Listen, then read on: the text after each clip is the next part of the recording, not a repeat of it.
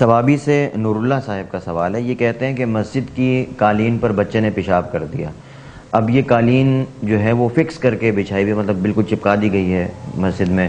اس کو اٹھانا اور اٹھا کر دھونا یہ اب جو ہے وہ ناممکن، اگر نہ بھی کہیں تو بہت مشکل ضرور ہے، اور اس میں تکلیف بھی بہت زیادہ ہے.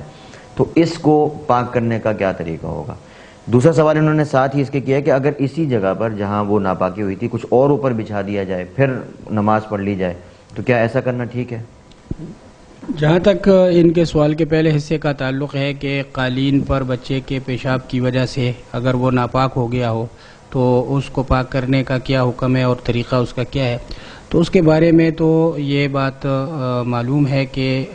قالین کا جو حصہ، جس حصے پہ پیشاب بچے نے کیا ہے وہ حصہ ناپاک ہے،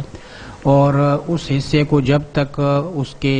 شرعی طریقے سے صاف نہیں کیا جائے گا، دھویا نہیں جائے گا، تو اس وقت تک وہ پاک نہیں ہوگا. البتہ اس کے اوپر اگر کوئی کپڑا، وہ اگر پیشاب خشک ہو گیا ہے اور اس کے اوپر کوئی کپڑا وغیرہ یا جائے نماز وغیرہ بچھا کے نماز پڑھی جاتی ہے تو یہ نماز جائز ہو جائے گی اس طریقے سے. باقی اس کا شرعی طریقہ کیا ہے پاک کرنے کا قالین کو، تو اس کا شرعی طریقہ یہی ہے کہ جو چیزیں ایسی ہیں کہ جن کو نچوڑا نہیں جا سکتا ہے تو ان پر وقفے سے 3 مرتبہ اس طرح سے پانی ڈالنا ضروری ہوتا ہے کہ ہر دفعہ پانی ڈالنے کے بعد قطرے ٹپکنا بند ہو جائیں.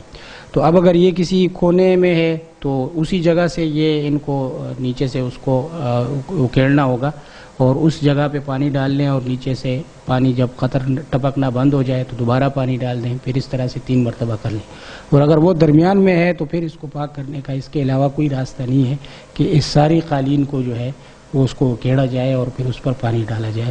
تو چاہے قالین زمین کے ساتھ چپکا ہوا ہو یا کھلا ہو، اس پر پیشاب کرنے سے وہ ناپاک ہو جائے گا، اور اس کی پاک کرنے کا طریقہ یہی ہوگا کہ اس پر 3 مرتبہ ایسا پانی ڈالا جائے کہ ہر مرتبہ پانی ڈالنے کے بعد قطرے ٹپکنا بند ہو جائے. اچھا مفتی صاحب، اس میں آج کل ایک طریقہ آتا ہے کہ جس طرح ویکیوم کلینر ہوتا ہے اسی طرح کی مشینیں ہوتی ہیں جو کمرے کے اندر ہی بچھائے اس قالین کو باقاعدہ دھوتی ہیں، اس میں باقاعدہ ڈٹرجنٹ وغیرہ، سرف وغیرہ اس طرح کی چیزیں باقاعدہ استعمال ہوتی ہیں اور پھر وہ اس کو خشک بھی کرتی ہیں. تو کیا اس طریقے سے ہو سکتا ہے کہ اگر وہاں پہ اس کو باقاعدہ گیلا کر دیا جائے اور پھر اس سے پانی جو ہے وہ جی اس طرح کا طریقہ میرے تو نہیں تھا. اگر ایسا طریقہ ہے کہ اس پر پانی ڈال دیا جائے اور ہاتھ وغیرہ کسی بھی چیز کے ساتھ اس کو مل دیا جائے اور اس کے بعد اس پانی کو سک کر لیا جائے اس سے کسی آلے کے ذریعے سے، تو یہ بھی ایک پاک کرنے کی ایک صورت ہے. 3 مرتبہ اس طرح عمل جی اس طرح سے بھی پاک ہو جائے.